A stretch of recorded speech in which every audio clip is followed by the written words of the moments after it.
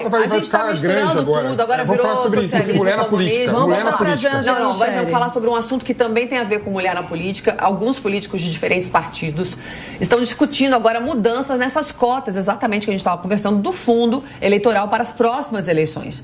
A alegação é de que existem muitas dificuldades em cumprir as regras atuais. Por exemplo, vale lembrar, como a gente está falando, que mulheres e negros têm que receber um valor proporcional à participação deles nas candidaturas. Segundo dados do TSE, muitos partidos ainda não fizeram o repasse das verbas para esses candidatos. É isso que a gente está falando. É difícil encontrar mulheres e negros que queiram participar do jogo eleitoral, que tenham potencial para isso. Aí vocês podem discutir o que vocês quiserem, que é estrutural, que é falta de educação, falta de educação política. Mas é um fato. Eu já participei também de um partido e uma coisa que eu posso assegurar é o seguinte: negros você tem um monte. A questão é, o partido quer colocar ele ou o partido vai colocar entraves para isso? Porque na parte, em relação às mulheres, tem uma cota para as mulheres, mas não tem como eu chegar e dizer que eu sou mulher, certo? Mas tem como o Felipe chegar e dizer que ele é negro. Hoje em dia tem. Porque é isso que está acontecendo aqui no Brasil. Para muitos partidos, tem até aí candidatos fazendo um bronzeamento ridículo, artificial, que a gente já está vendo por aí. Eu não vou falar o nome também para não ter complicação. Sério? Esse eu não vi. Sério, depois eu te mostro, que tá maravilhoso o bronzeamento dele. Eu só lembro do Trump. Eu só lembro do Trump. Não, laranja, mas tipo assim, não, ele até que fez legalzinho, ele ficou marrom. Depois ele ficou marrom, até que ficou legal. Mas tipo assim, no caso dos negros é diferente porque muita gente que é parda, que também depende da hora pra você chamar o cara de pardo, tá ligado? Tem aquele cara que nem 6 horas da tarde ele é pardo, mas ele tá batendo o martelo de que ele é negro. Muitos partidos estão fazendo isso, porque quando a gente vai pôr a mesma regra e olhar assim e falar, irmão, tu não é negro. E você tá aí metendo o caô de que você é negro. Isso é verdade, inclusive pra entrar na faculdade, rola muito. Entendeu? Mas tipo assim, no caso das mulheres é diferente, mas eu vi de perto, eu vi isso, ninguém me contou não. Eu vi os entraves, eu vi a dificuldade que muitos candidatos negros têm, e isso é em todos os partidos, né? A gente vê isso até no próprio PT, que paga tanto eu isso, eu aquilo, mas você vai ver que tem a matéria da Revista Oeste dizendo que o dinheiro destinado aos candidatos brancos foi maior do que aos candidatos negros. E pra mim o certo era ser igual. Ah, negão, mas tal candidato tem mais chance que outro candidato. Não interessa. Pra mim, se a democracia geral tinha que ganhar igual. Entendeu? O meu problema no caso das cotas é assim, tem negros que não querem? Tem negros que não querem. Eu sou um exemplo. Toda eleição, nego chega em mim e pergunta se eu quero ser candidato e tal, e eu não quero. Eu resolvi trabalhar só com a internet, só com a informação. Mas eu sei que também que nos partidos tem muitos negros querendo e tem muitas barreiras sendo colocadas. Por quê? Porque no caso dos negros, diferente do das mulheres, se o cara que é mais pardinho ali tomou um sol meio-dia, ele pode chegar e meter o louco de que ele é negro. Entendeu? Sendo que ele não é. Isso beneficia ele, você quer dizer? Exatamente, para ele poder cumprir a cota. Porque agora, a mesma cota que está rolando com as mulheres, está rolando com os candidatos negros. Eu tenho um número para trazer para você, Felipe, para voltar para a mesa. Em 2022, o número de mulheres candidatas é recorde, tá? 33,7%. O número de negros também é recorde, com 50,2%. Só que no dos negros dá para você dar um bronzeamento aí, ou seja, as cotas surtiram efeitos. O número de mulheres e negros que aumentaram nessas eleições, que estão concorrendo a cargo eletivo, demonstra que a política de cota eleitoral deu certo no Brasil. Felipe, por que isso é bom? Agora uma questão, colocar a mulher na política é bom? Agora vamos lá. O que eu acho, pode continuar. O que eu acho, sinceramente, é que a discussão está indo para o caminho menos relevante, tá? Que é o número em si, que é a questão formal, né? É importante negro e mulheres na política a fim de criarem uma política legislativa melhor do que tem hoje em dia. Por quê? Quanto mais mulher participando, quanto mais mulher participando, quanto mais negro participando, mulher no parlamento, é Cuba, é Venezuela, é Zimbábue, são só países, os países mais corruptos. Não é exceção, os 3 primeiros são Cuba, eu pego aqui agora para você, mas os 3 países são os piores do mundo. O que eu quero dizer é o seguinte, é importante para fins democráticos. Então, eu estou falando que cota não presume políticas legislativas melhores, para termos leis melhores, a participação das mulheres e dos negros na política. Com certeza, não tem dúvida disso. Numa coisa eu concordo com o Felipe. No Brasil, quem manda são os cabeças de partido. E se, por exemplo, eu sou um cara que normalmente eu sou contra esse discurso de cotas e tal, eu não acho legal porque eu acho que divide.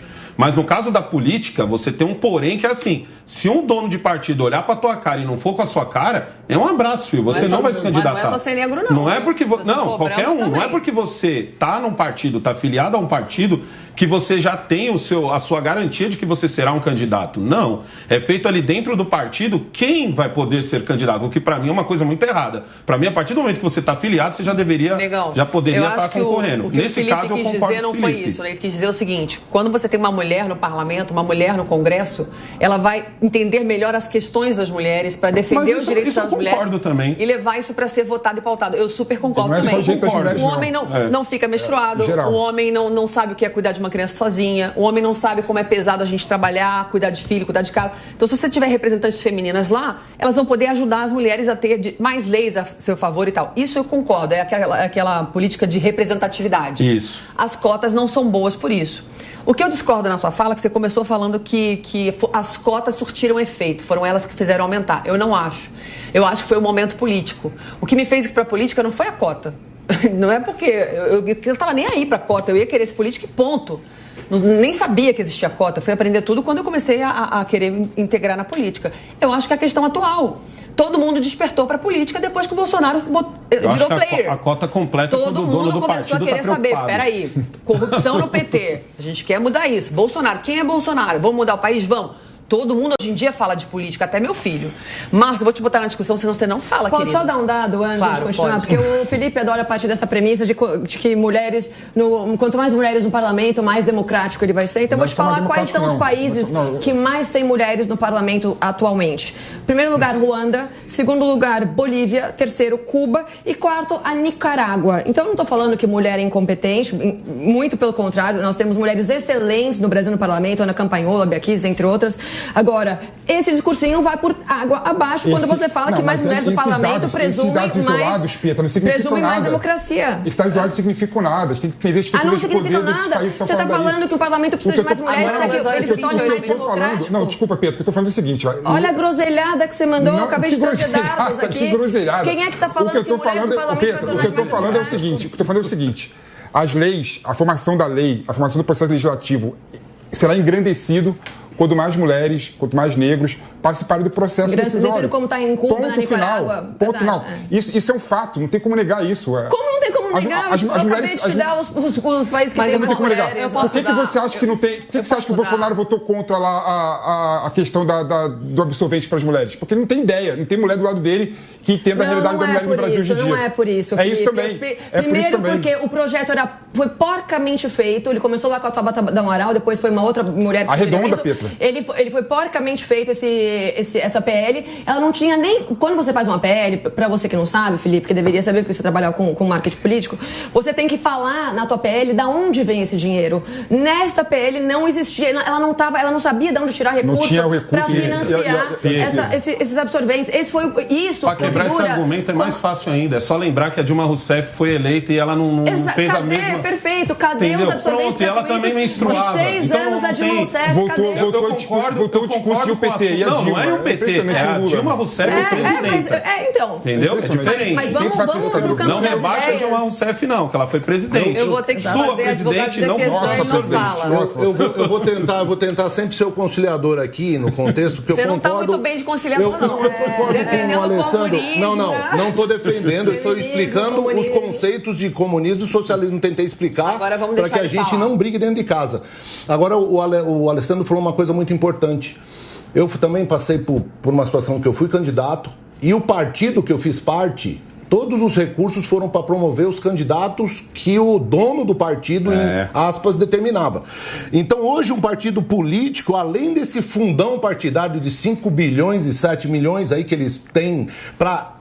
Eles querem o seu voto, que é o seu voto, porque cada voto representa mais ou menos R$100 no fundo do caixa na próxima eleição deles. Então, a grande sistemática que a gente tem que tentar combater é justamente esses recursos, para onde que eles vão e para quem vão. Porque o candidato Alessandro, o candidato Márcio, ele não tem a mesma verba desse fundo partidário, ou a candidata Carla, não tem a mesma verba. Então, existe sim um abuso do poder econômico pelos caciques que têm dono, todos os partidos políticos têm dono, e aí a gente fica à mercê de uma confusão de Lula e Bolsonaro e não sei o quê, sendo que são esses caras, donos dos partidos, das ideologias, que pregam e não realizam as coisas que precisam ser feitas dentro de casa. Porque tinha que começar o projeto dentro do próprio partido. Então, assim, se eu for falar em cota, tinha que ser dentro do próprio partido. Se eu vou falar em recurso, é dentro do próprio partido. Mas quando você vai se filiar num partido e vai procurar apoio do seu partido para sua candidatura, você vai ver quanto dinheiro vai para sua candidatura. Às vezes zero.